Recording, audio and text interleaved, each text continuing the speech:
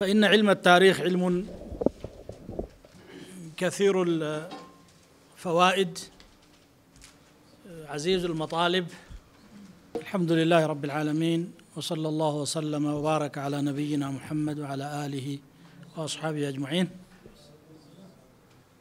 أما بعد، أسأل الله عز وجل يجعل هذه الجلسة مباركة نافعة، وأن يجزي المنظمين لها خير الجزاء الذين إن شاء الله يكون لها ما بعدها. وأما بالنسبة للتاريخ فإن علم التاريخ علم كثير الفوائد عزيز المطالب، ويطلعنا على أحوال وعوامل انهيارها وسقوطها وتواريخ الشعوب والقبائل والأمم، وكيف طلع نجمها وماذا كان السبب في أفول نجمها كذلك، لأن الحياة متقلبة لا تدوم على حال، لكنها تجري وفق سنن الله تبارك وتعالى. فلا بد من معرفة هذه السنن، والتاريخ هو الذي يسعدنا على معرفة هذه السنن والاستفادة منها وتجنب الأخطاء التي وقع فيها من قبلنا حتى لا تتكرر، والاستفادة من التجارب النافعة. كل هذا يوجد من خلال التاريخ. بعض المتقدمين قالوا التاريخ لا حاجة إليه، هو مجرد أخبار وقصص وحكايات عن السابقين، ماذا ينفع؟ ولهذا صنف بعض أهل العلم ردا على هذه المقولة. فالإمام السخاوي له كتاب اسمه الإعلان بالتوبيخ لمن ذم التاريخ، والسيوطي له كتاب الشماريخ في علم التاريخ، يتكلم عن فوائد التاريخ والحاجة إليها، وأن التاريخ ليس مجرد أسمار وأخبار، إنما هو علم يستفاد به في اكتساب التجارب وفي صناعة المستقبل كذلك، وفي تصحيح الواقع. يعني ندرس الماضي لنصحح الواقع ونحسن المستقبل ونتفادى أخطاء الماضي كذلك. إذن المؤرخ ليس هو من يجمع الأخبار ويدونها، بل لا بد أن يكون يعني له ملكة معينة ووفق شروط معينة يكتب ويجمع، لأن في أخبار التاريخ ما هو من قبيل الأسمار والأخبار كما قالوا الذين ذموا التاريخ، ومنه ما هو من زبالات الأفكار واختلاقات الأشرار مما لا ينفع، لأنه إما أن يكون خبرا صحيحا، وإما أن يكون مليئا بالهالات من التقديس والتبجيل والتعظيم، وهذا يكثر في تاريخ العظماء والملوك والساسة، وإما أن يكون من منطلق كراهة وما ينتحل البشر بأعمالهم ومساعيهم من الكسب والمعاش والعلوم والصنائع وسائر ما يحدث من ذلك العمران بطبيعته من يظن أننا وجدنا هكذا وهذا الواقع نحن الذين صنعناه، فهذا واهم. الواقع الذي نحن فيه صنعه من قبلنا، قد يكون لنا فيه مشاركة ومساهمة وله وطأة، لأن الأمم لا شك أنها تستلهم من ماضيها وتعتز به وتبني عليه. فندرس التاريخ إذن لغاية، وسأعود إلى بيان فوائد التاريخ. لكن ما هي مصادر التاريخ؟ قبل ذلك أيضا التاريخ عند كثير من الناس هو التاريخ السياسي وقضايا الدول وما يتعلق بذلك من الأسر الحاكمة. لا، التاريخ كل شيء له تاريخ، والمدون من وقائع التاريخ شيء قليل جدا انتقاه الإنسان بحسب حاجته إليه، وهو بالنسبة للتاريخ البشري حديث النشأة. يعني إذا نظرنا إلى أعماق الوجود البشري من آدم إلى يومنا هذا، من يزعم أنه يعني أحاط بالتاريخ علما وبأسبابه وعوامله فقد افترى، لا سبيل إلى ذلك إطلاقا. وهذا المكتوب أيضا فيه أهواء، فيه رغبات، فيه شهوات. الذين كتبوه صاغوه كما يريدون وكما يحلو لهم أن يكون في المستقبل، وبعضهم كتب لمجرد أنه أخباري وقصصي يجمع ويدون فقط، فيحتاج إلى دقة وضوابط وشروط. قبل الحديث عن هذا أقول: ما مصادر التاريخ؟ من أين نستقي وقائع التاريخ؟ كذلك يخطئ من يظن أن مصادر التاريخ هي كتب التاريخ. هي جزء نافع من مصادر التاريخ، وإلا يعني يقولون كل العلوم مصدر لعلم التاريخ، لأن كل شيء له ماض وواقع. ولذلك من أراد أن يكتب ويحقق في مجال من مجالات التاريخ أو في قضية معينة لا يكفيه أن يعود إلى كتب التاريخ المدونة، بل عليه أن يعرج على علوم ومصادر متنوعة لا يتسع المقام للتفصيل فيها. ربما باختصار: كل العلوم مصدر، لأن التاريخ متشعب النواحي، يشمل كل جوانب الحياة بمختلف أشكالها، فالمعلومات التاريخية غير محصورة في كتب التاريخ، وهي مبثوثة في كافة أنواع المعارف البشرية من العلوم الدينية وعلوم الإنسان الأنثروبولوجيا وعلم الاجتماع وعلم السكان وعلم النفس والجغرافيا والسياسة والاقتصاد الفلسفة القانون اللغات الأدب الفلك الفرق الأديان. كل هذا توجد فيه معلومات تاريخية. الذي يكتب التاريخ ويريد أن يحقق في جزئية معينة عليه أن يصطاد صيده من كل هذه الأماكن، يعني معلومات من هنا شيء ومن هنا شيء، ثم يصوغها ويخيطها، والذي يقرأها يظن أنها هكذا وجدت، لكنها وجدت بعناء وبإبحار في مجالات متعددة. لكن لا بأس بالإشارة إلى أهم مصادرها. أولها النصوص الشرعية، القرآن الكريم والسنة النبوية، فإنهما أوثق المصادر في تواريخ الأمم الماضية، سواء من حيث المعلومات والأشخاص أو الوقائع، أو وهذا أهمها من حيث تفسير الحوادث وإعطاء التصور الذي يحكم هذا التفسير. لأن المشكلة في التاريخ ليست في المعلومة، إنما هو في تفسيرها. هنالك مدارس عديدة في التفسير التاريخي في هذا العالم. القرآن الكريم يوضح العلل والأسباب والنتائج، ويجد في القرآن والسنة المؤرخ المسلم المنهج الصحيح في تفسير الحوادث. يعني عندما يذكر قصة هو لا يذكر على طريقة المؤرخين: ولد سنة كذا ونشأ سنة كذا وتعلم كذا وتخرج كذا وحكم كذا، لا، إنما ذكر عن نشأة آدم عليه السلام وكيف نشأ ورسالته في هذا الكون. يعني طريقة فريدة تركز على الجانب الفوائد التي يستنبطها الإنسان ويستفيدها من الوقائع التاريخية، وليس سردا للحوادث.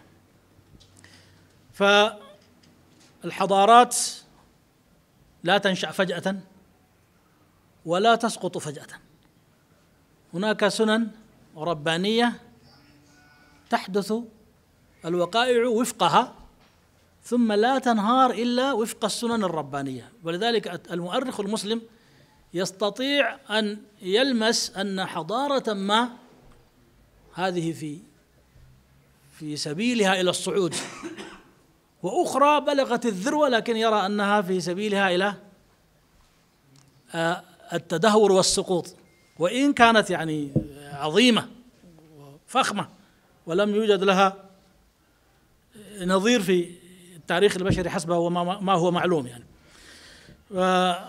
لذلك قال الله تبارك وتعالى: قد خلت من قبلكم سنن فسيروا في الأرض فانظروا كيف كان عاقبة المكذبين. ركز على العاقبة وذكر السنن. قد خلت من قبلكم سنن، لم يقل تواريخ ولا وقائع. وقال تعالى: فهل ينظرون إلا سنة الأولين فلن تجد لسنة الله تحويلا فلن تجد سنة تبديلا ولن تجد سنة تحويلا. سنة الله ماشية يدركها من يدركها ومن يتأملها ويعرفها. قال تعالى: إن الله لا يغير ما بقوم حتى يغيروا ما بأنفسهم. كيف يغير الله واقعنا المتدهور والضعيف إلى واقع جيد، وكيف يغير الله واقع أمة راقية إلى عكسها؟ ما السبب؟ في سنن تعمل في هذا. حتى وإذا أراد الله بقوم سوءا فلا مرد له وما لهم من دونه من وال. فقد ذكر القرآن الحكيم بدء الخليقة، قصة آدم وحواء، وذكر قصص الأنبياء والمرسلين وأممهم وتاريخ أهل الكتاب، كما ذكر جانبا من السيرة النبوية. حتى السيرة النبوية المعروضة في القرآن تختلف في سياقها ومحتواها عما يكتبه البشر من السير. المهم أن القرآن والسنة أهم مصدر لمعرفة التواريخ البشري، ولا سيما لمعرفة سنن الله التي إن فعلت في تاريخ فرعون فإنها تعمل في تاريخ من بعده ممن سلك مسلكه. ولذلك يقول الله تبارك وتعالى بعدما ذكر قصة قوم لوط: وما هي من الظالمين ببعيد. وما هي من الظالمين ببعيد، يعني هذه السنة جارية.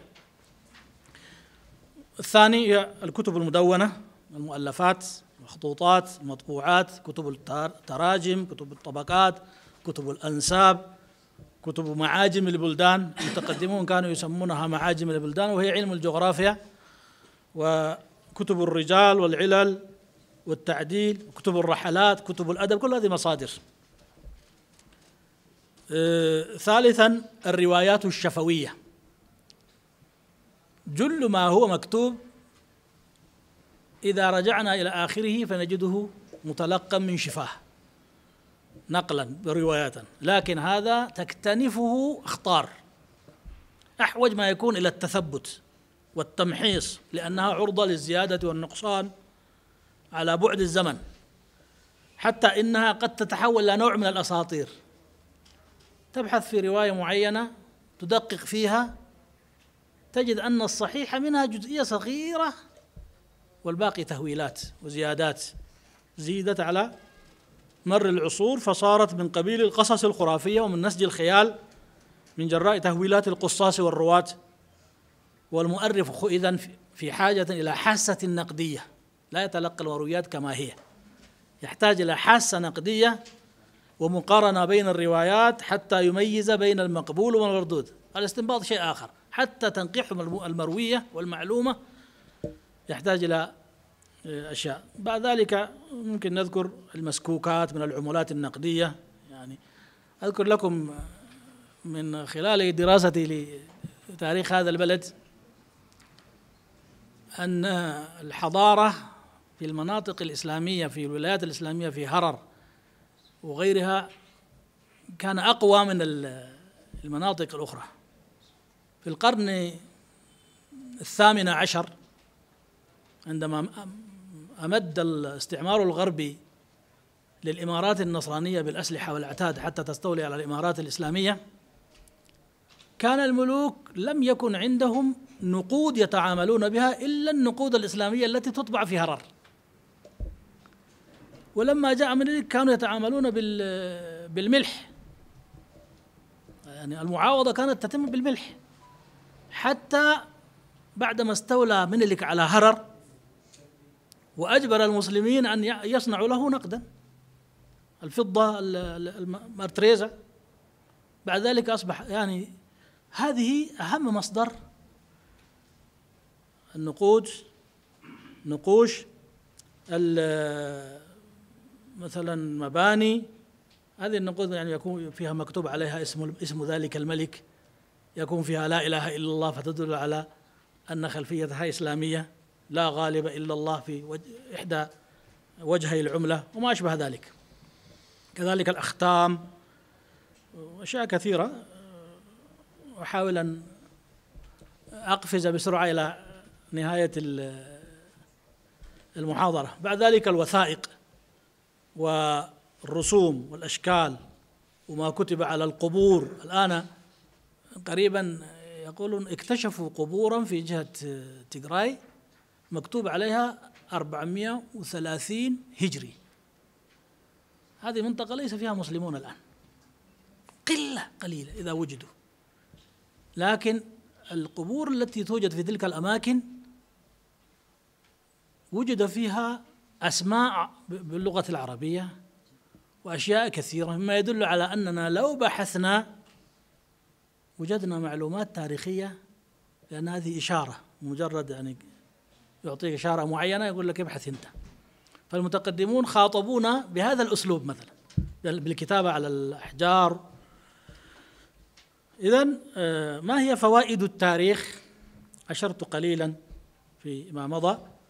واتفق العقلاء من المؤرخين العرب والعجم والشرق والغرب أن التاريخ من العلوم ذات الفوائد العجيبة في اكتساب التجارب من حوادث الماضي وتفادي أخطائها والعمل بصوابها، لأن جهود المؤرخين تدور حول النفاذ إلى الماضي كيف كان وكيف وصل إلى الحاضر، وكيف وصل الحاضر إلى ما هو عليه الآن، وذلك بهدف استلهام أحداثه والتأمل فيها وأخذ العظة والعبر من وقائعها، كما قال تعالى: هو الذي جعل الليل والنهار خلفة لمن أراد أن يذكر أو أراد شكورا.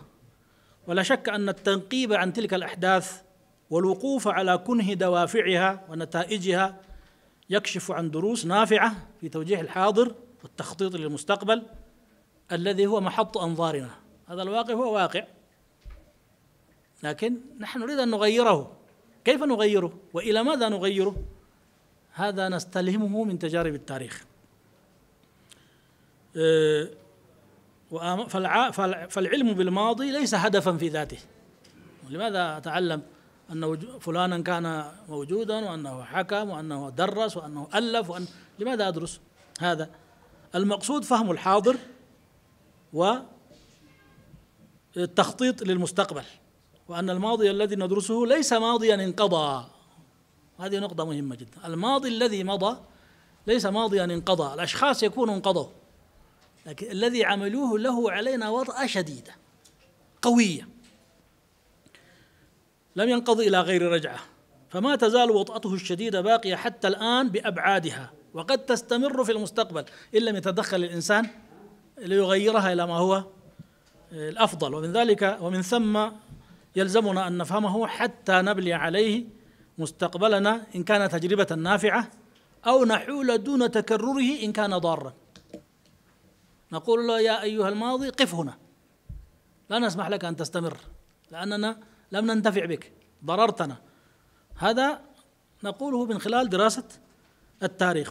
فالتعلم من أخطاء الآخرين أفضل وأقل خطرا من تعلم الإنسان من أخطاء نفسه، لأن في هذا التعلم من أخطائك الشخصية قد تكون يعني قاتل، تجرب على نفسك وتهلك، فلا يمكن تداركها. ولذلك من واجب المؤرخ أن يتحرى الحقيقة البسيطة دون المبالغات والتهويلات وزخرف الكلام، لأنه في التاريخ هذا كثير جدا. الركام الذي يحيط بهذه المرويات جله لا ينفع المؤرخ الناقد الذي له حاسة نقدية، هو الذي يصل إلى النافع منه ويحوله إلى ما ينفع في المستقبل. ويكفي دليلا على أهمية التاريخ وفوائده أن القرآن العظيم قد حدثنا عن قصص الماضين من الأنبياء والرسل، وقال تعالى: لقد كان في قصصهم عبرة، يبين لنا هدف دراسة التاريخ العبرة. وقال تعالى فاقصص القصص لعلهم يتفكرون. وقال تعالى وكلا نقص عليك من أنباء الرسل ما نثبت به فؤادك.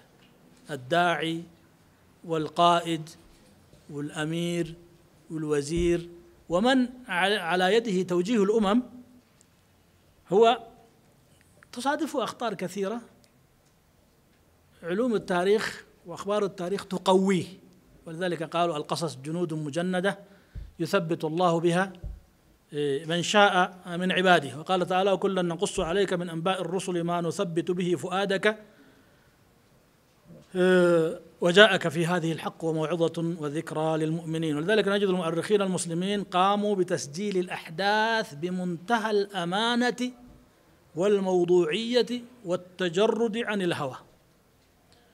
ونجدهم أيضا قد أفاضوا في منفعة التاريخ وفائدته في ديباجة مؤلفاتهم.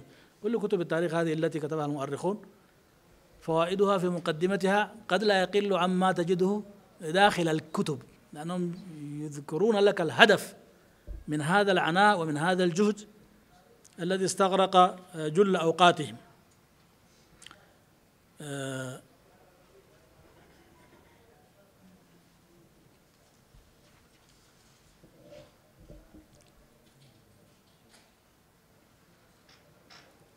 قال ابن الجوزي رحمه الله واعلم أن في ذكر السير والتواريخ فوائد كثيرة أهمها فائدتان.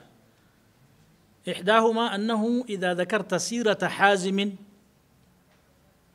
ووصفت عاقبة حاله علمت حسن التدبير واستعمال الحزم، وإن ذكرت سيرة مفرط ووصفت عاقبته أفادت الخوف من التفريط، فيتأدب المسلط ويعتبر المتذكر، ويتضمن ذلك شحذ صوارم العقول ويكون روضة للمتنزه في المنقول.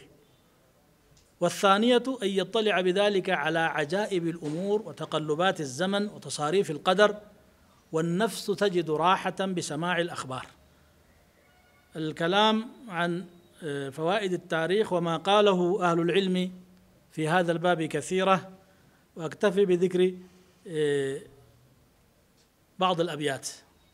قال بعضهم إذا عرف الإنسان أخبار من مضى توهمته قد عاش حينا من الدهر، وأحسبه قد عاش آخر دهره إلى الحشر إن أبقى الجميل من الذكر. يعني أنت أيضا تصنع التاريخ.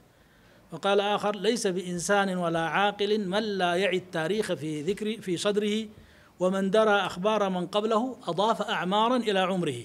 أنت تعيش مع هؤلاء الناس كيف عاشوا، ما هي تجاربهم إلى غير ذلك. فإذا التاريخ ليس هو تسجيل الوقائع فقط، وإنما اللب والغاية منه معرفة سنن الله تبارك وتعالى في كونه. والعجب أن الذين يستفيدون من تجارب التاريخ الحافلة بالعبر قلة قليلة من الناس، بس يدرسونه كأسمار وقصص وأخبار دون أن يتمعنوا في حقيقته. أستكمل حديثي بذكر الصفات التي ينبغي أن يتحلى بها المؤرخ. كل من يريد أن يكون مؤرخا ينبغي أن يتصف بهذه الصفات، إذ ليس كل من أمسك القلم وسرد وقائع الماضي أو سجل أحداث اليوم لا يكون مؤرخا بهذا، إنما عليه أن يتحلى بالصفات التالية: 1 أن يكون صابرا مثابرا يحب الدراسة ويصبر على البحث ويستفرغ الجهد والطاقة في جمع مادته وترتيبها، فلا تمنعه وعورة البعث ولا المصاعب والعقبات عن مواصلة العمل، ولا توقفه ندرة المصادر. كل من يريد أن يكتب عن التاريخ، هذا ما رأيته، يريد أن يجد كتب مصنفة مرتبة بين يديه ينقل منها، يقدم يؤخر، يقول هذا كتاب في التاريخ. لا، بل المادة التي لا توجد فيها مصادر مكتوبة أمامك، إذا بحثت وكنت باحثا متجردا تنشد الحقيقة تجد فيها معلومات لا تخطر على بالك. الذي يبحث في التاريخ قد يدخل في بحثه وليس عنده إلا عشر ما سوف يخرج به، عشر ما سوف يخرج به. بعد ذلك يجد أمامه سيل من المعلومات والحقائق والوقائع موجودة في كل ركن، عليه يجمعها، عليه يرتبها، ينظمها، ينقحها، يناقشها، يفندها، يصدقها بطريقة علمية منهجية. ثانيا الحياد والنزاهة، لأن التاريخ يكثر فيه القدر الكبير من التعصب. كنت تريد أن تكتب عن من تحبه، خلاص تصوره أنه ملك كريم، وإن كنت تريد أن تكتب عن من تبغضه تصوره كأنه شيطان رجيم. وكلا قصد وكلا طرف الأمور مذموم. نعم، لا هو شيطان ولا هو ملك، هو إنسان له صوابه وله خطأه، وأنت تدرسه بحياد ونزاهة وموضوعية. هنا لابد أن يغيب الإعجاب أو الكراهية، كلاهما ليس من فن التاريخ بشيء. التاريخ علم، والعلم لا يجوز أن تعمل فيه العواطف بغضا أو حبا. ثالثا من المزايا المطلوبة في المؤرخ أن يكون بعيدا عن الشهرة والظهور، وألا يحفل بالكسب والألقاب. إذا دفعوا له كتب ونطق، أو لا كتاب يوميات الملوك أو مثلا يريد منصب وشهرة، لا بد أن يبعد عن هذا، ويكون هدفه اقتناص صيده الذي قد لا يقع في يده إلا بجهد. رابعا أن يكون أمينا شجاعا مخلصا، فلا يكذب ولا ينتحل ولا ينافق أصحاب الجاه والسلطان، بل يتثبت في القول والرأي ويحترم العلم وأهله ويخاف الله قبل كل شيء. يخاف الله حتى لا تظلم الإنسان، لأن ما تكتبه قد يكون مرجعا للأجيال القادمة. كذبك وتحاملك هو الحقيقة الذي سيشير إليه من بعدك، يتجنب هذا. خامسا الموضوعية، ويسمونه objectivity، هو على قسمين: أحدهما النظر إلى الأمور بتجرد عن الأحكام السابقة، يعني أنت لديك شخص كان يملك بلدا ما وأنت مليء بالكراهية له وآراءه الفكرية، ما دام سلك في بحثه الطريق العلمي الصحيح بعيدا عن الرغبات النفسية والأهواء العاطفية. وهذا هو الذي يسميه علماؤنا القدامى بالإنصاف. الإنصاف أن تأخذ الأمر من النصف لا من طرفيه، من العدل الذي لا يحابي أحدا أو يتحامل على أحد. قال تعالى: يا أيها الذين آمنوا كونوا قوامين بالقسط شهداء لله ولو على أنفسكم أو الوالدين والأقربين. هذا معيار، هذا ضابط، هذه قاعدة ينبغي يتحلى بها الكاتب المسلم. قال تعالى: يا أيها الذين آمنوا كونوا قوامين لله شهداء بالقسط ولا يجرمنكم شنآن قوم على ألا تعدلوا، اعدلوا هو أقرب للتقوى واتقوا الله إن الله خبير بما تعملون. هذا أحد شقي الموضوعية. والثاني حصر الدراسة في موضوع، لا تتشعب بك الأمور ولا تملأ ديوانك بكل ما اتفق لك من خبر، إنما حصر الدراسة في موضوع والبعد عن الاستطراد والخروج عن موضوع البحث. كثير من الكتب انتفخت بالاستطرادات، كثير من الأبحاث تضخمت بالاستطرادات. أنت تريد أن تبحث فيها عن مادة معينة ويشغلك ما يعتري طريقك في جوانب الطريق. لا موضوعية. والخروج عن موضوع البحث إلى نقاط جانبية هامشية تسبب تشتيت أفكار القارئ، فيكون البحث كأنه كشكول.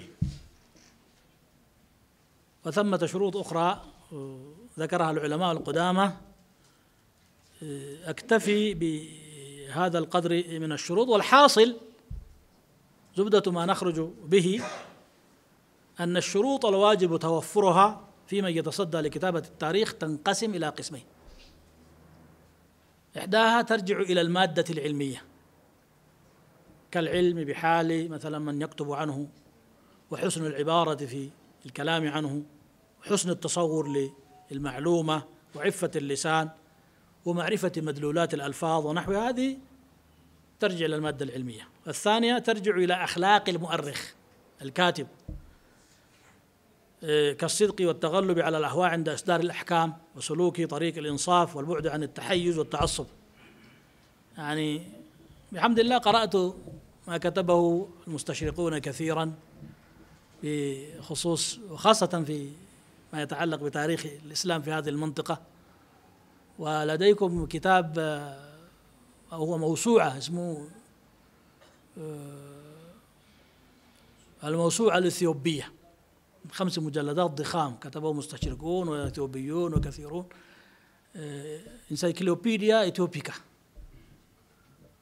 فيها كل المعلومات. الذي يخوض في هذا يستعد ليتعرض لأي شيء، لكن يبحث عما يريده، عما يتعلق بمادته بأمانة ودقة. يجد عند خصوم الإسلام، يقول الإسلام الآن أحدد، ما لا يجده عند المؤرخين المسلمين. مع المعلومات توجد عندهم، أحيانا التحليل قد يكون صوابا يعني عندهم، وأحيانا الدقة قد تجده عندهم، مع أنهم يخلطون السم بالدسم، ومن لا يميز يبتلع مع الدسم السم فيهلك. إذن هذا هو ما أحببت أن أشير إليه من أهمية التاريخ، ومن مصادره وشروطه وآدابه. وما هو التاريخ أساساً؟ هل التاريخ هو الأخبار فقط وجمع المعلومات فقط، ولا له هدف أبعد من هذا؟ وبهذا القدر أكتفي، وأسأل الله عز وجل أن يوفقنا لما يحب ويرضى. والسلام عليكم ورحمة الله. وأبدأ بقصة قديمة وقعت لي في واحد يعمل في الكنيسة الأرثوذكسية، كان لنا به علاقة جيدة، اسمه أتو جرما، ما أدري بعضكم يعرفه أم لا. هو كان يعنى بالتاريخ الأرثوذكسي في أثيوبيا، وكان عامل متحف يجمع فيه الآثار وبعض المقتنيات والأشياء التي يؤمنون بها. وفي أثناء الحديث قال لي: أنتم المسلمون هنا في أثيوبيا لا تهتمون بتاريخكم، وإذا أردتم أن نساعدكم في إنشاء متحف لتاريخ المسلمين نحن مستعدون لذلك.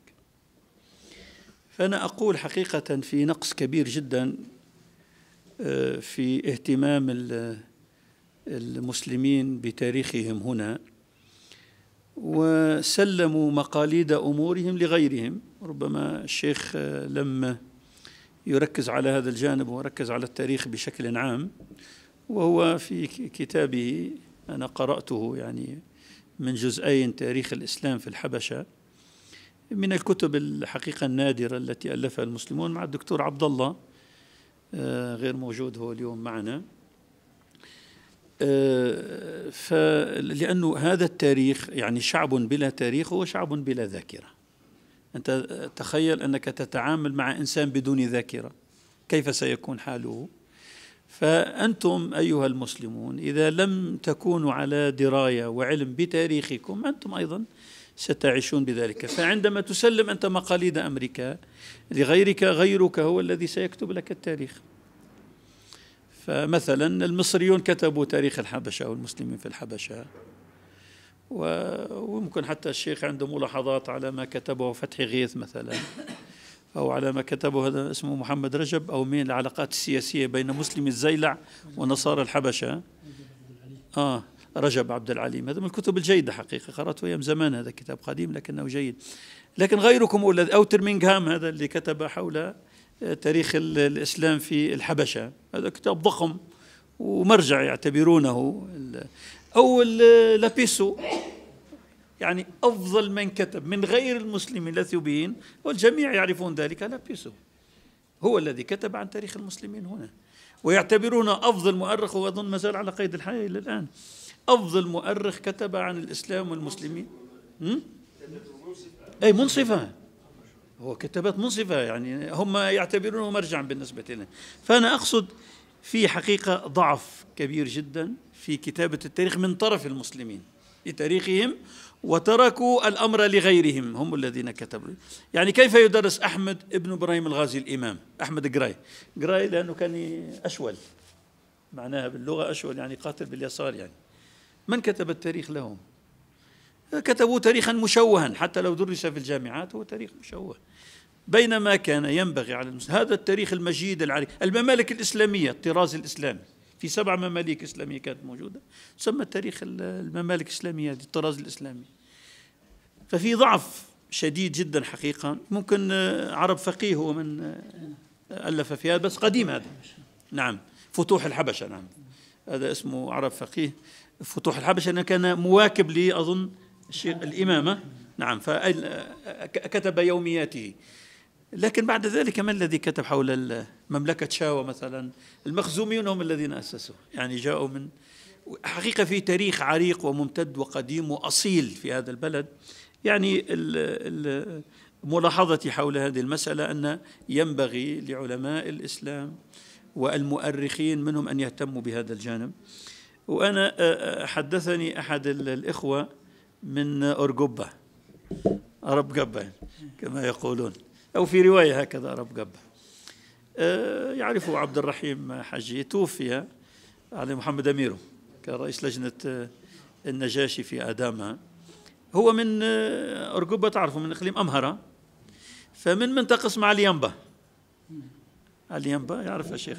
عليانبا، نعم. قال لي هناك مسجد قديم قبلته كانت إلى بيت المقدس، وأنا بعد ذلك وجدت هذا عند الأريتريين، مسجد الصحابة في أريتريا، ووجدت هذا أيضا في الصومال، ووجدت أيضا في جزيرة لامو تتبع كينيا اللي هي قريبة من الصومال. أبو حمزة هناك أحد المؤرخين قال لي، طبعا اختلفوا هم هل هي لكن ربما نسخ القبلة لم يأتهم إلا متأخرا، تعرف حتى تصل المعلومات ما كان في واتساب وإنترنت مثل ما أقصد. تاريخ الإسلام في هذه المنطقة قديم، وهذا رصيدكم، هذا تاريخكم، هذه ذاكرتكم، ينبغي أن تعتنوا بها وتعطوها حقها. الجانب الآخر ينبغي الاهتمام به. الآن بدأوا، أنا أذكر بعد ما فتحنا قسم اللغة العربية عام 2000 في جامعة أديس أبابا، نحن في الجمعية كان لنا سبق الفتح عن طريق الأستاذ محمد سعيد عبد الله، معروف الآن هو تقاعد. ماذا كانوا يشترطون علينا؟ اسمه إندرياس، أنا أتذكر اسمه رئيس الجامعة مسيحي، معروف. قال لنا شوفوا أنتم ستدرسون اللغة العربية، لكن لا تضعون لا آية ولا حديث نبوي، يعني لا تدخلوا الدين من ضمن اللغة. قلنا له نعم نحن سنلتزم بذلك، وبالفعل التزمنا بذلك. لاحقا الذين تخرجوا في هذه الجامعة خاصة فتحوا تخصص الفيلولوجيا، وخرجوا عدد، يعني أتذكر في ذلك الوقت 30 طالبا، وأصبحوا أساتذة، بدأوا يهتموا بالمخطوطات الموجودة في أثيوبيا. هذا علم كبير، المخطوطات الموجودة في أثيوبيا كثيرة جدا، والشيخ محمد يعرف منها الكثير. يعني في من ألف ألفية ابن مالك وعقب على ألفية ابن مالك بألفية أخرى، وفي من كان يكتب باللغة الأمهرية لكنها بالحرف العربي. مخطوطات كثيرة موجودة، وهي المتحف إن شاء الله ستزوروه إذا كان أنه متحف بلال الحبشي. فهذه المخطوطات ينبغي حقيقة، لأنها مهملة ومتروكة. وللأسف في واحد اسمه مبروك من السفارة الليبية كان هنا، أنا أعرفه، كان صديقي، كان يسرق المخطوطات، وربما بعض إخوة في أثيوبيا هنا يعرفونه، ويأخذها إلى ليبيا يبيعها هناك، وهرب الكثير من المخطوطات منها. فهذا تاريخكم أيضا، مخطوطات هذه خاصة في أزهر الحبشة. وين أزهر الحبشة؟ في ولو. هذه المنطقة فيها كتب مصادر كثيرة جدا، لماذا لا تهتموا بها هذه المخطوطات أيضا وتحفظ؟ فخلاصة يعني أنا تعليقي على هذا الأمر هو الاهتمام نعم بالتاريخ للفوائد التي ذكرها الشيخ، لكن الاهتمام بتاريخكم أنتم، بحضارتكم، بتراثكم، بعلمائكم، علماء الحبشة. من منكم يعرف المفتي داود؟ هذا علامة كبير يعني، لكن قد لا يعرفه الكثير منكم، مع أنه له تاريخ في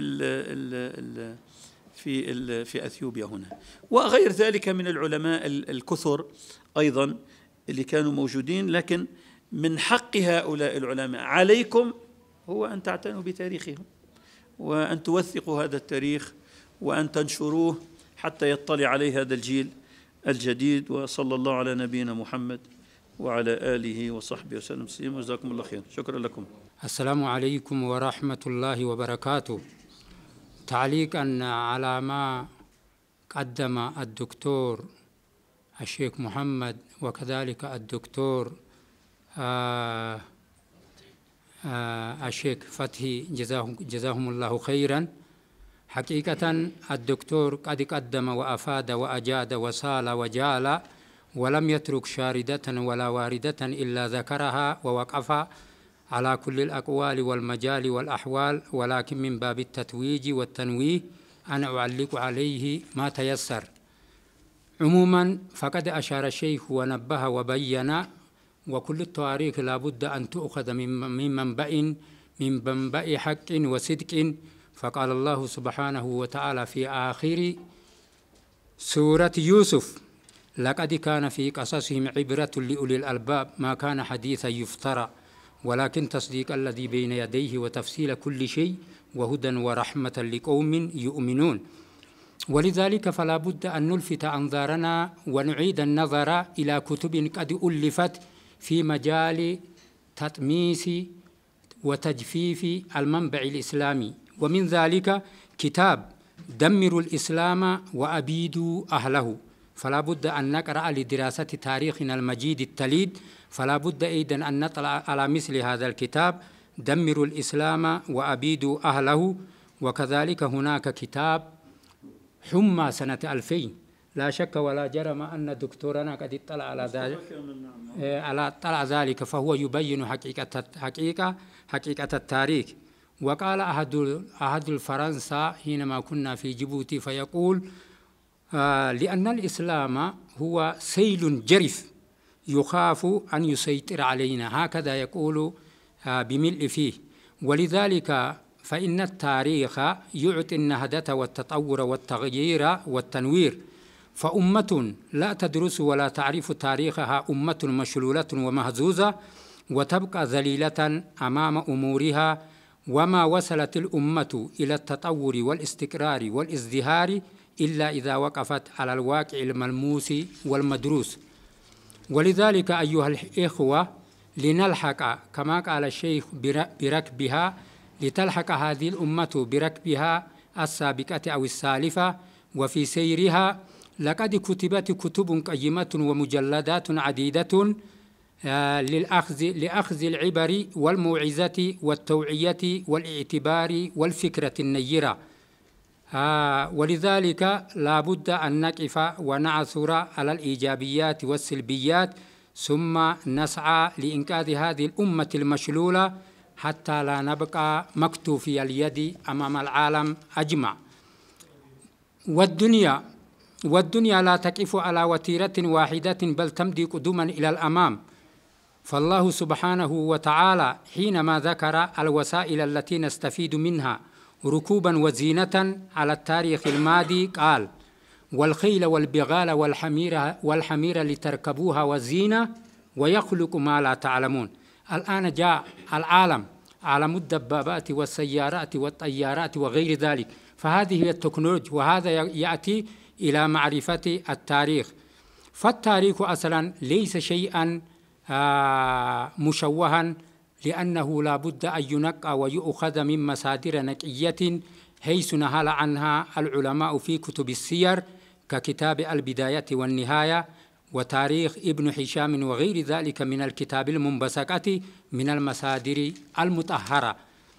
والقرآن الكريم والسنة النبوية مليئتان بالقصص والتاريخ. فإذا رجعنا إلى التاريخ الإسلامي رأينا قوة المسلمين وأنهم المرجع الأساسي في الحضارة وفي التقدم.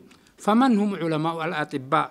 فلا شك ولا جرم فهو ابن سينا، وكذلك علماء الفيزياء والكيمياء وهكذا، والرياضيات كموسى الخوارزمي وغير ذلك.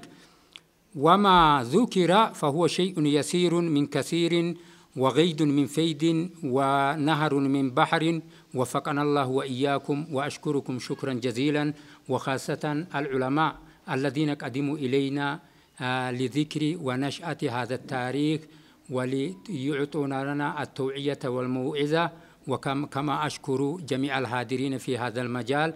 إضافة إلى ذلك أشكر الشيخين الجليلين على ما قدم من هذه الدرر والجواهر. شكر الله جهودكم وسعيكم، والسلام عليكم ورحمة الله وبركاته. هنا وأنا جزء منهم لا نعرف تاريخ إثيوبيا بالتكامل. عندك تاريخ المسلمين في الشمال، تاريخ المسلمين في الشرق، في الجنوب، في الغرب، يعني ترى عجائب لا نعرفها. الآن يوجد قبر لبعض ما يسمى بمنطقة أرجبة في إقليم عفار، قبر لها 1200 سنة يعني، ومكتوب تاريخ الوفاة بالتاريخ الهجري. اطلعت قريبا على قبر في هرر يقول توفي عام 400 هجرية، يعني قبل 1000 سنة، باللغة العربية الاسم والتاريخ مكتوب على الحجر. فلذلك يجب أن نهتم بالتاريخ إثيوبيا بالتكامل، ما هو موجود في الشمال، ما هو موجود في الشرق. والشيخ محمد عبد الدين بحث هذا الموضوع جيدا. فلذلك أيضا الخلاف بين التاريخ في إثيوبيا هذا الذي لا نفهمه مشكلة. أنا من أغرب الغرائب الذي رأيته واستغربته أن أحد المؤرخين المعاصرين الذين يسمون من المثقفين المسلمين في أديس، ولا أريد أن أذكر الأسماء، قال لي وهو من أحد القيادات التي خرجت من السجن أنه ما عرف أن هناك أكثر من 15 مليون مسلم صومالي في إثيوبيا. قال لي كنت أظن مليون صومالي، 2 مليون صومالي، ما عرفت هذا العدد إلا في السجن. والله غريب. أنا هذا بيني وبينه الحديث دار، يعني لا أريد أن أذكر الاسم. هذا مثقف مؤرخ مشهور معروف، يعتبر الآن من أحد قيادات المسلمين الآن أنا أتكلم عن قريب. يعني أنا قلت له أنت في أي عالم تعيش؟ يعني بعض الناس يظنون أن إثيوبيا كلها في العاصمة، والعالم يظن أن تاريخ المسلمين الهجرتين بس. حبيبي عندك الإمام الزيلعي، عندك مملكة هرر، عندك يعني هذا تاريخ آخر. هذا جزء من معلش دقيقة انتهت ودقيقتين انتهت. أن يظنوا أن فقط المسلمين هم جاءوا من الشمال من دار الهجرتين. حبيبي عندنا الإمام الزيلعي، ومر عليه ابن بطوطة وكتب تاريخ عن تلك المنطقة. ابن بطوطة نفسه مر على زيلع عن طريق اليمن. يا أخي غريب جدا. يعني أنا أحيانا أقول في أي عالم يعيشون أهل إثيوبيا وأنا جزء منهم. يعني يا أخي عاصمة ليست تاريخ إثيوبيا، صحيح منطقة الشورى والقوة والقيادة، ولكن هناك تاريخ آخر. دار الهجرتين في الشمال، ودخول المسلمين عن طريق اليمن. كانت زيلع عاصمة الدولة العثمانية تابعة للواء اليمن، والشيخ حامد الدين أعلم هذا يعني لأنه بعث بالتاريخ جيدا. فأنا أدعو النخبة هنا حبيبي إذا ما تستطيعوا أن تسافروا إلى الشرق لكن اقرأوا عنها، اقرأ عن عفر، اقرأ عن الصومال، اقرأ عن الهرريين، اقرأ عن الأورميين. فيأتي شيخ دكتور محاضر أستاذ مشارك في الجامعة الإسلامية يقول لي 30% المسلمين في الحبشة. أنا قلت يا أخي هذا المعادلة يعني بسيطة جدا. كم نسبة المسلمين في الأوروبيين؟ كم نسبة المسلمين في الصوماليين؟ كم نسبة المسلمين في العفا؟ كم نسبة المسلمين في تجراي؟ كم نسبة المسلمين في أمهرة؟ كم نسبة المسلمين في الجنوب؟ معادلة بسيطة جدا. فقلت له الآن حتى نحن نخاف أن نقول 70%. حتى المشايخ يا أخي 70% قليلة جدا. فنحن ندعو الحكومة الإثيوبية ودعوناها سابقا أن تجري إعدادا سكانيا مرتبطا بالقوميات والأديان. شكرا. فذلك أن التاريخ المكتوب إلى الآن في هذا البلاد إنها جهود فرديات، لم تكن عمل منسق، ولا كانت معه ولا كان معه أشخاص باحثين حتى يأتي كل واحد بما عنده ثم يكون كتابا أو مرجعا من مراجع المفيدة. فلذلك فلنأتي الأعمال الفردية والجهودات الفردية إلى الأعمال الجماعية، فهذا الذي يثبت التاريخ ويحقق المنى. ثانيا، هناك أيضا التمكينات التي تتطلب لإبراز مثل هذه الجهودات إلى قمتها، وذلك الإمكانيات هذه تختلف، إمكانية علمية وإمكانية مادية وإمكانية كذلك أيضا الأشخاص المتفرغين لهذه البحوثات. فهذا لإثبات قواعد بحوثات التاريخ لابد من أن تكون هناك جهة داعمة سواء كانت داخلية أم خارجية، لأن الإنسان إذا لم تكن عنده إمكانية مادية ولو كان عنده إمكانية علمية لا يصل إلى مبتغاه. فلذلك والذي ينبغي أن نعتني به لإبراز أي جهود من جهودات التاريخية أو أي علم من العلم من المعلومات لابد أن تكون هناك جهة منسقة وجهة داعمة سواء كانت جهة خارجية أم جهة داخلية. وذلك أيضا هناك أمر ثالث، ولا يتأتى ذلك ولا يكون أيضا ذلك ولا يصل إلى المبتغى ولا إلى القمة إلا إذا كان هناك جهة مركوزة، يعني يكون كل الباحثين تبعا لها، مثل هذا المركز، مركز القرن الإفريقي للدراسات التاريخية. فمثلا لو جعلنا مظلتنا مظلة واحدة وبدأنا نحن جميعا نبحث تحت شعار مركز القرن الإفريقي لدراسات التاريخ، ربما نأتي بهذا المنشود وبهذا الملموس. وذلك أيضا يكون ذلك أيضا أولا بأن تكون إمكانية من حيث إنشاء مكتب علمي جامع للكتب ومن للمخطوطات أيضا، ثم إنشاء متحف عامي يعتني بإيش؟ بالبقايا من التاريخ التي تعبر عن تاريخ القرن الإفريقي، سواء كان في مجال الدعوة أو في مجال الإسلام أو في مجال آخر. فلذلك هذان الأمران أيضا مهمان جدا، إنشاء مكتب علمي كبير، في هذا يكون لكل إنسان يعني مكتبا يقف عليه ويقدم بحوثاته، ثم متحف يجمع جميع المخطوطات. مثلا هناك مخطوطات في شرق إثيوبيا، وهناك مخطوطات أيضا في غربها، وهناك كتابات على اللوحات باقية إلى اليوم، وهناك أيضا أوراق مبثوثة منشورة لا يستطيع جمعها إلا من لديه خبرة في البحوث. فلذلك أنا أقول صراحة للنخبة التي اجتمعت اليوم أن يكون كل صادقا للتعامل مع هذا المركز القرن الأفريقي، ليأتي بتاريخ يوجد عنده في جميع أنحاء هذه الدولة. هذا الذي أردت أن أضيفه للمشاركة فقط، وهذا وصلى الله وسلم وبارك. ليس هذا الجانب فقط، بل كل الجوانب لغيرنا. أصبحنا متأثرين لا مؤثرين. هذا الذي ينبغي أن نعالجه في أنفسنا قبل أن نعيب على غيرنا أنه فعل كذا وفعل كذا وفعل ما تملي عليه قناعته. لذلك أنا في بحثي هذا نظرت إلى مصادر متعددة، أهمها ما أشار إليه الدكتور فتحي، المخطوطات كثيرة، مخطوطات حتى في مجال التصوف وجدت فيها معلومات ثرية عن التاريخ، مجال في ظاهره لا علاقة له بالتاريخ، يعني المخطوطات المحلية قصدي. أما ما كتبه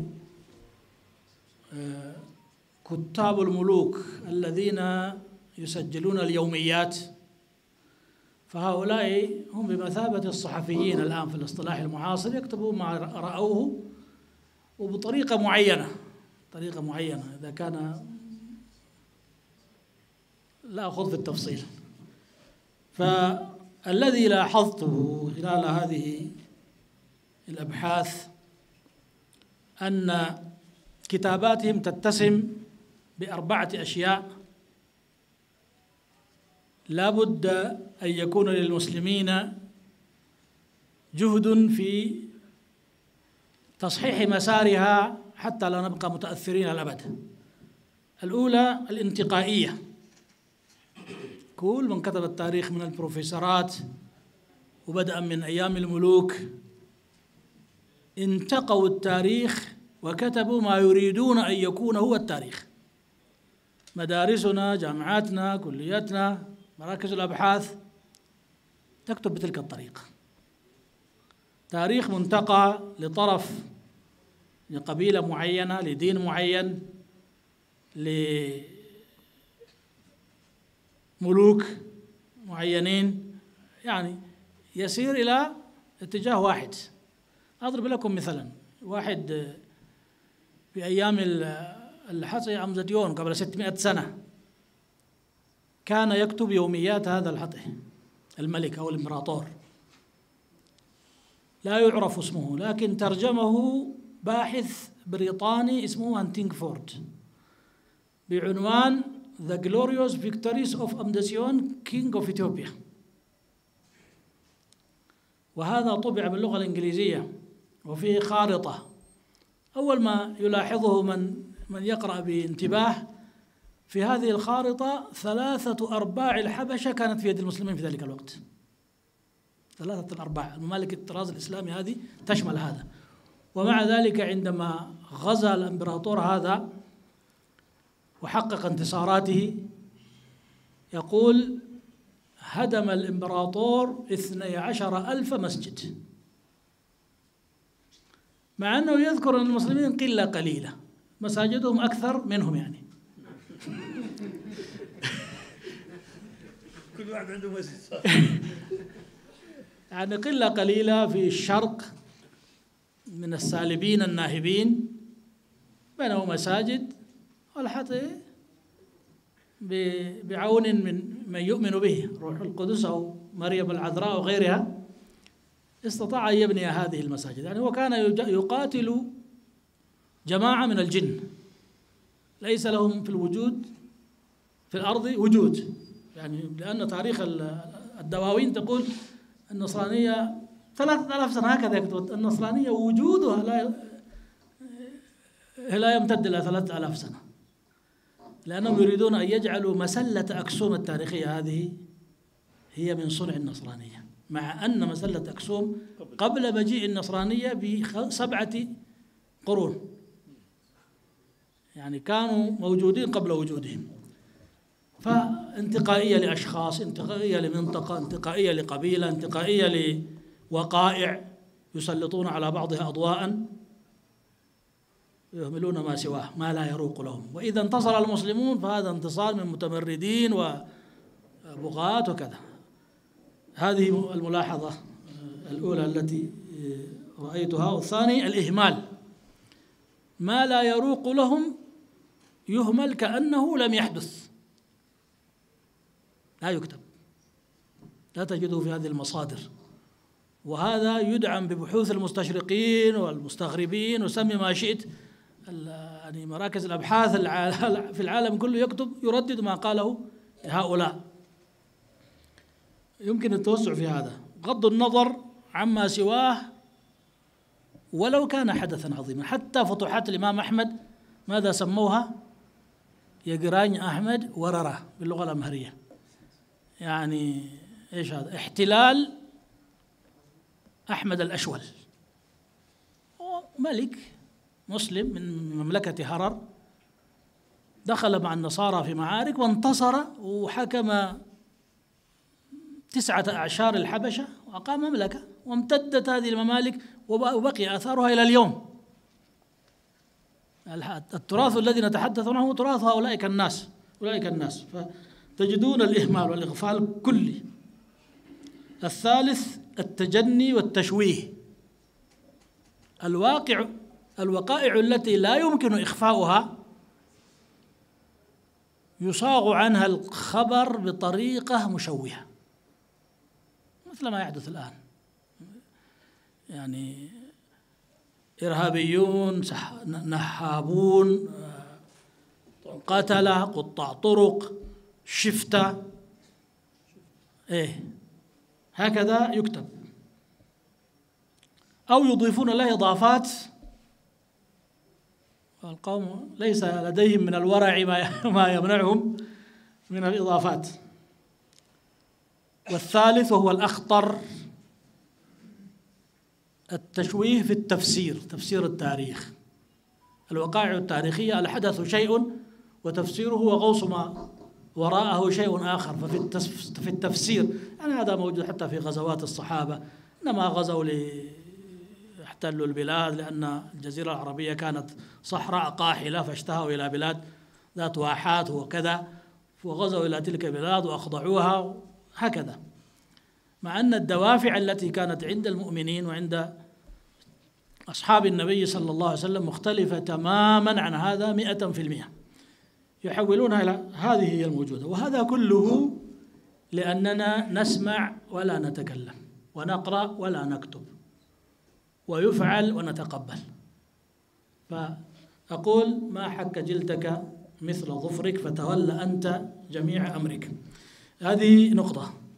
النقطة الثانية، بحمد الله أنا كتبت الكتاب الذي قرأه فضيلة الدكتور هو أطروحة ماجستير في مجلدين في جامعة جنوب أفريقيا. الآن عندي أطروحة أخرى للدكتوراه في حوالي 900 صفحة إن شاء الله، سيصدر في مجلدين أيضا. ركزت فيه على ما بعد القرن 17، اسمه أوضاع الإسلام والمسلمين ما بين القرن 17 إلى القرن 20. لماذا؟ لأن المصادر التاريخية العربية من القرن 8 والتاسع والعاشر الهجري موجودة متوفرة، ابن فضل الله العمري والمقريزي وكثير من المؤرخين كتبوا. بعد ذلك سكتت المصادر الإسلامية عن إقليم الحبشة وما حوله سكوتا مطبقا، والسبب أن العالم الإسلامي نفسه لم يكن في أفضل حالاته في تلك الزمان، مقدمات الاستعمار ثم الاستعمار ثم ما خلفه إلى ما نحن فيه، لا يكتب عن نفسه بالشكل الذي ينبغي، فكيف يكتب عن هذه المنطقة؟ مرأى هذا الفراغ المستشرقون. لذلك البحث الثاني 70% من مصادره المستشرقون، لكن هم يكتبون بطريقتهم ونحن نكتب. السالب عندهم بطل عندنا، الشفتة عندهم مناضل الحرية عندنا، تغير عبارة بعبارة، أسلوب بأسلوب، طريقة بطريقة، فيكون هو الواقع الذي يعبر عن ما نريده.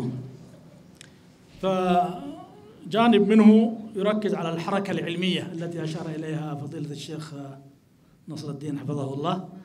الحركة العلمية وجدت تغطية بحمد الله في هذا المبحث. أنا أعرف أن بحث شخص ما لا يغطي الحاجة بكاملها مهما كان، لكن أحببت أن أبشر أخي الدكتور فتحي والحاضرين أن هذا البحث موجود، وأنفع منه وأهم كتاب دكتور جيلان خضر، فإنه كتب في أعلام الحبشة معجما سماه معجم أعلام الحبشة في 7 مجلدات إن شاء الله تعالى، سوف يظهر قريبا ويغطي جانبا مهما. الجهود الفردية هي الأساس، وهذه هي التي تحول إلى جهود مؤسسات. يعني الأخ أمان الله يحفظه أنا أعرفه منذ أن كان طالبا، لكن استطاع بجهوده الفردية لا يحولها إلى هذه المؤسسة، واجتمعنا في هذا المجال. ولدينا في هيئة علماء إثيوبيا أيضا فكرة في تأسيس متحف يعتني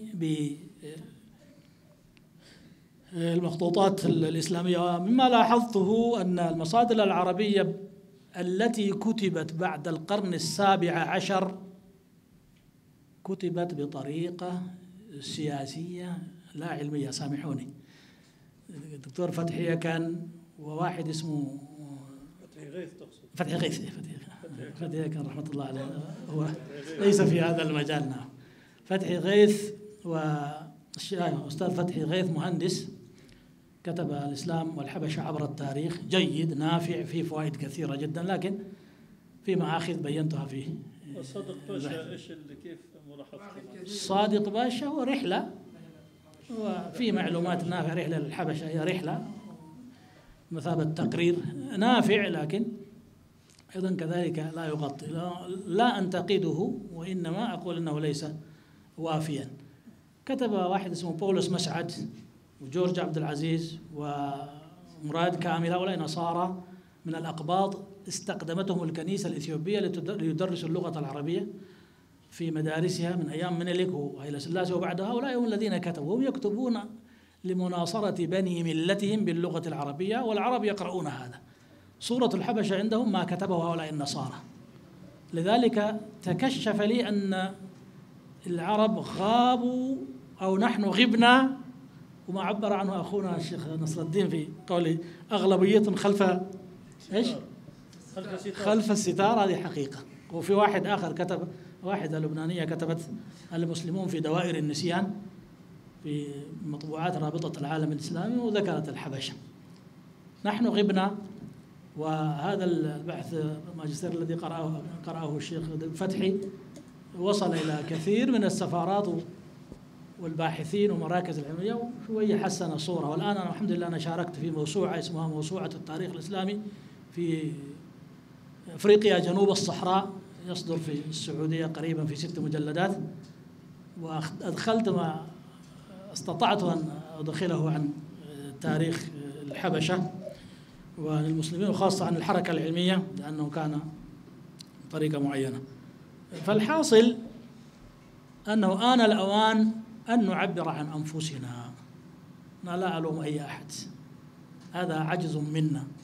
المعلومات الثرية والحضارة العريقة والتاريخ الممتد موجود، لكن لم يجد من يعبر عنه من بني جلدته. وما نكتبه هو المصدر الذي سوف يعتمد عليه من يريد أن يكتب عنا. حتى الذين تجولوا في البلاد مثل تيسير ظبيان، هذا صحفي لبناني مسلم، كتب شيئا عن مسلم الحبشة المسلمة، كتاب عنده الحبشة المسلمة.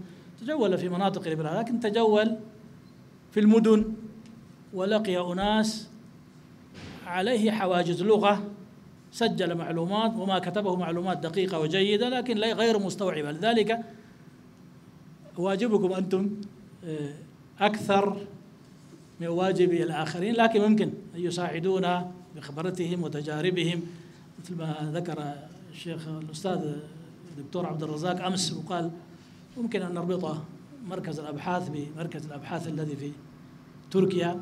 هذه الأشياء والمساعدات الفنية التي من هذا الجانب نحن نحتاج إليها. بعدما قلت هذا للإخوة الحضور من المحليين، أحمل الإخوة المشايخ أيضا، اعذروني إذا أثقلت، أن حق الحبشة لم يعطى القدر الكافي، وعلى المسلمين أن يعرفوا عن إخوانهم وأن يساعدوهم. يعني تجولت في كثير من الدول العربية، وعشت كذلك في أوروبا، وزرت 7 دول تقريبا أوروبية وعشت فيها. فالكثير من المسلمين حتى المثقفين الدكاترة البروفيسورات عندما تذكر الحبشة يعرفون الهجرة. قليل منهم من سمع فتوح الحبشة، ربما أنتم باحثون سمعتم به، وأقل منهم من يعرف عن ممالك الطراز الإسلامي، لكن أقل القليل من يعرف ما بعد ممالك الطراز الإسلامي. نشأت ممالك أقوى من ممالك الطراز الإسلامي بعد تلك الممالك. لكن لماذا وقف العرب عند الممالك الطراز؟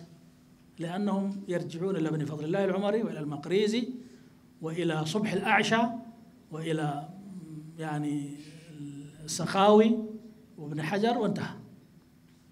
بعد ذلك سكتت المصادر. ولذلك ركزت في هذا الكتاب: هل سمعتم بمملكة أوسة؟ هل سمعتم بمملكة جمة؟ هل سمعتم بمملكة ولو؟ هل سمعتم بمملكة كذا وكذا؟ كتبت ممالك بالتفصيل في هذا الكتاب الثاني، وهذا التفصيل هي بمثابة مايلستون، أو يعني ماذا أقول، يعني معالم في طريق من يكتب عن التاريخ الإسلامي، وليس هو كل التاريخ، لكن يشير إلى أين ينبغي أن تسير وكيف ينبغي أن تسير. فالملكة التي عفوا سامحوني كسبتها خلال 15 سنة الماضية تقريبا، تساعد على من يريد أن يبحث أن نتعاون معه، ندله على المصادر، ندله على مسارب المعلومات، ثم يكتبها بالطريقة العلمية. فهذه فرصة أن نجد باحثين ومفكرين دوليين مسلمين يشاركوننا في هذا الملتقى ليعرفوا ما هي همومنا وما هو الذي نريده، خاصة في هذا المجال الحيوي الذي له أثر نستطيع أن نفند به خرافات كثيرة وأساطير كثيرة ونبين حقائق ومعلومات قوية. لعلي أطلت عليكم، جزاكم الله خير، والسلام عليكم. خبرة في الشعر حتى لا يتخلى مجلسنا عن بعض منشطات، يعني جمعت بعض الأفكار تقول في مطلعها: الحمد لله على التحقيق لأمنيات باتت في الطريق، حمدا كثيرا من قلب عميق، فكبروا للذكر للتصفيق، ثم صلاة الله مع التوفيق على الرسول نبي التصديق، والآل ثم الصحب ذا الفريق، أهل التقى ذوي قلب الرقيق.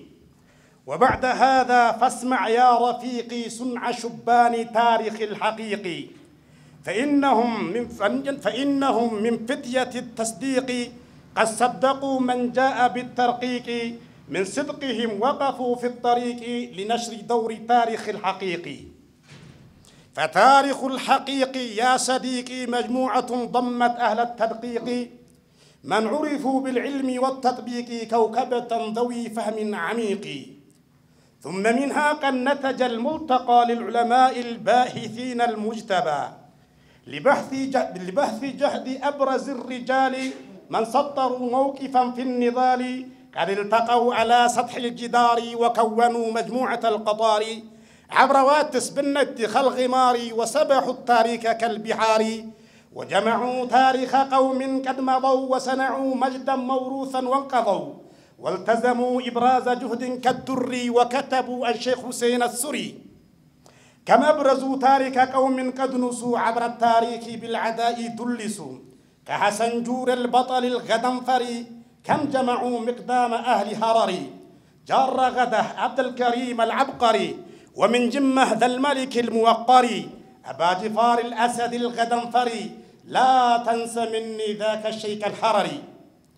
لنا رجال من كل المناطق لمن له منهم لسان ناطق، من ولغة وشنقلي ومن بغي ومن شوه أهل در الأرمغي، ومن كلا الأرسين أو من بالي من خطفوا في زمن الويان، فمنهم اليوسيف ابن باتي وبقل ملأ بالويلات، بصوته وصوته الضراب أعداءه أوقع في الخراب، ومن بالي وقوقوت وابن جري وآدم سادو وابن جيل السرري، ولينجسو ابن ديق العروسي من عرفوا بغارة الفروس، عفروا والجنوب والسماله لهم رجال مثل ما لباله، وإن تشه فقل سلطة قراقه وأمهرا وسدما وجاله، لكلهم مواقف التاريخ قد سطروا في تاريخ عريق، ومن يشاء الله منهم قد هدى فلا تنس التغر لضغر قد مضى، وكلهم كلهم محل بحث الملتقى، بداية لا غاية للملتقى، غايتنا كما يشير اسمنا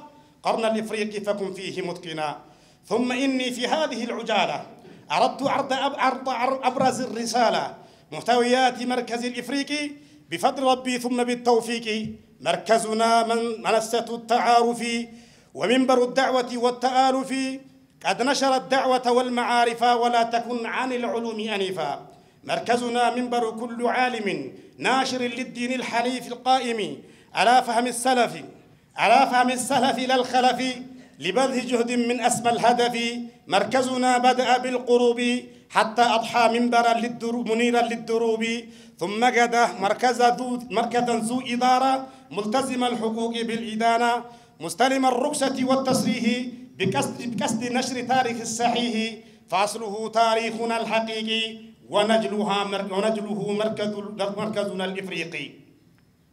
فأصله تاريخنا الحقيقي ونجلها مركزنا الإفريقي لدراسات تاريخ حقيقي مركزا على القرن الإفريقي. من أبرز الجهود ما لا ينكر إعداده مجلة لا تغفل، ونشره لكتب الإسلام داعمة للعلم والإيمان. ثم إني من شدة النشاط كتبت قولا من تلك المناط بحورها معوج الأوزان، تعديلها مع أهل الإرفان، تصحيحها يأتي بعد الأيام مزخرفا مرتب الأوزان، مظهرة محاسن الأوطان ومعربا خواطر الجنان. هذا وصلى الله وسلم وبارك. فإن علم التاريخ علم كثير الفوائد عزيز المطالب،